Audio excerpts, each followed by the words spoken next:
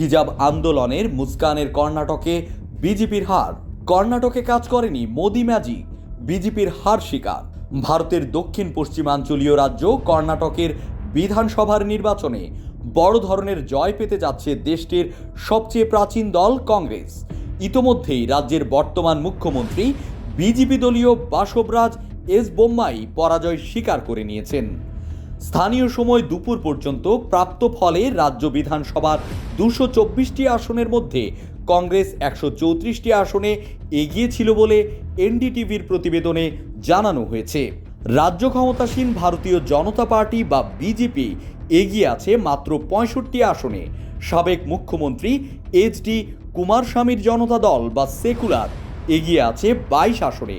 এ রাজ্যে সরকার গড়তে প্রয়োজন 113 আসন, যা স্থানীয় সময় সকাল 8টায় ভোট গণনা শুরু হওয়ার পর সকাল 10টার মধ্যেই পেয়ে যায় কংগ্রেস। শনিবার হার স্বীকার করে মুখ্যমন্ত্রী বোম্মাই বলেন, প্রধানমন্ত্রী নরেন্দ্র মোদী ও বিজেপি কর্মীদের ব্যাপক প্রচেষ্টা সত্ত্বেও আমরা সংখ্যাগরিষ্ঠতা অর্জন করতে পারিনি। পূর্ণ ফলাফল পাওয়ার পর আমরা বিস্তারিত পর্যালোচনা করে দেখব। রাজ্যের কংগ্রেস নেতা সিদ্দারামাইয়া বলেছেন, আগেই বলেছিলাম প্রধানমন্ত্রী মোদিও যদি আসেন তাও কিছু হবে না, এবার দেখুন কি হলো।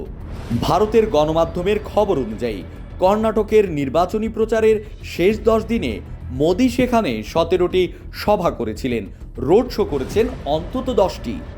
মোদির পাশাপাশি বিজেপি দলীয় কেন্দ্রীয় নেতা ভারতীয় স্বরাষ্ট্রমন্ত্রী অমিত শাহ কর্ণাটকে ঘাঁটি গেড়ে 7 দিন সেখানে ছিলেন, চালিয়েছেন প্রচারণা।